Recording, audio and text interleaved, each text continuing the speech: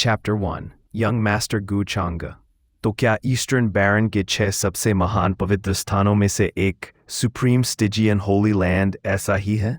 दमनकारी, अत्याचारी, तुम तो अपनी बेटी को भी शैतान को सौंप दोगे। शुरू से ही तुमने सुप्रीम स्टिजियन सेंटिस से उसकी मर्जी के बारे में पूछा तक नहीं। यह सही है कि आज मैं उसे इंसाफ दिलाऊं, सुप्रीम स्टिजियन होली लैंड का शिष्य हो या नहीं। अब इससे कोई फर्क नहीं पड़ता, लेकिन ये याद रखना, जो अपमान तुमने आज किया है, मैं ये चेन उसका बदला जरूर लूंगा।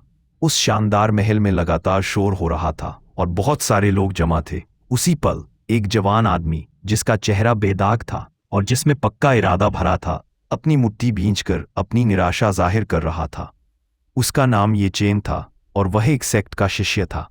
आखिर पूर्वी बंजर भूमि के 6 सबसे बड़े पवित्र स्थानों में से एक सुप्रीम स्टिजियन पवित्र भूमि के महल में एक मामूली शिष्य के मनमाने व्यवहार को कैसे बर्दाश्त किया जा सकता था? इसके अलावा, क्योंकि आज एक संत का राज्याभिषेक समारोह था, इसलिए गवाह के तौर पर अनगिनत प्रभावशाली मेहमानों को बुलाया गया था और वे इस समय इस गड़बड़ी को देख रहे थे। अगर बात इज्जत की ना होती तो सेक्ट एल्डर उसी समय अपने असभ्य शिष्य को सबक सिखा देते।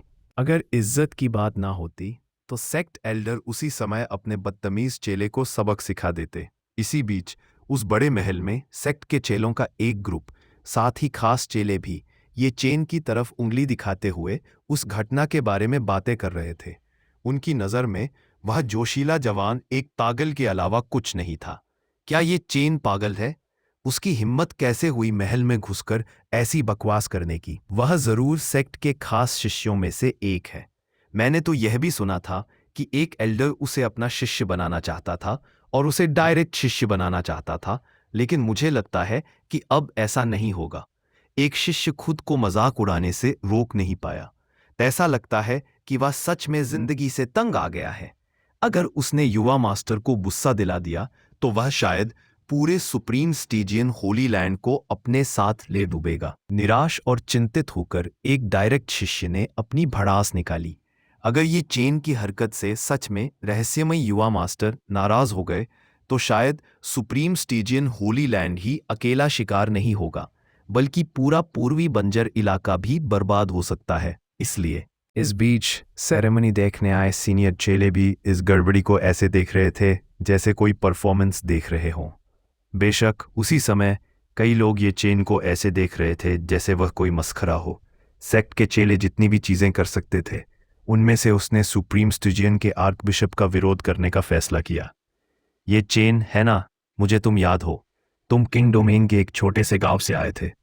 भयानक 100 दिन के युद्ध के बाद तुम आखिरकार मेरे सुप्रीम स्टिजियन पवित्र भूमि में शरण लेने आए, और अब तुम मुझसे सुप्रीम स्टिजियन पवित्र भूमि के आदमी के तौर पर अपनी पहचान छोड़ने की बात कर रहे हो? उसी पल महल के बीच की जगह पर मौजूद एक अधेड़ उम्र के आदमी ने कहा। जैसे ही उसने अपनी आंखें खोली, एक घनी, सुनहरी, डरावनी किरण उसके शरीर के चारों ओर फैल गई और उसने अपनी परेशानी में एक रोंगटे खड़े कर देने वाला ऑरा दिखाया। साफ था कि वह आदमी बहुत ताकतवर था और वह आदमी खुद सुप्रीम स्टिजियन पवित्र भूमि का आर्क बिशप था। उसके बोलने पर पूरा महल शांत हो गया और सभी ताकतवर मेहमानों ने अपनी बातचीत बंद कर दी। हवा की तेज आवाज, ये चेन को एक डरावना दबाव महसूस हुआ और उसके माथे पर पसीने की बूंदें आने लगीं। लेकिन यह उसके लिए हार मानने का समय नहीं था। आखिरकार उसके पास भी खुद को बचाने के लिए बहुत ज्यादा शक्ति थी। आर्च बिशप, मैं बस सेंटिस के लिए न्याय मांग रहा हूं। जब उसे शैतान के पास भेजा जा रहा हो तो मैं चुपचाप कैसे देख सकता हूं? बोले गए हर शब्द में दृढ़ता और हिम्मत थी। जैसे ही वह बोल रहा था, उसने अनजाने में अपने सामने खड़ी एक लड़की की ओर देखा।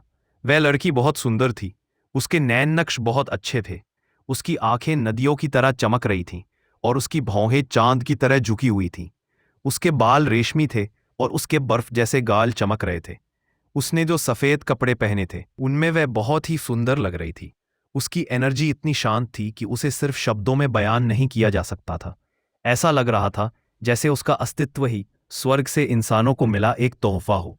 शैतान के पास कितनी झूठी बात है।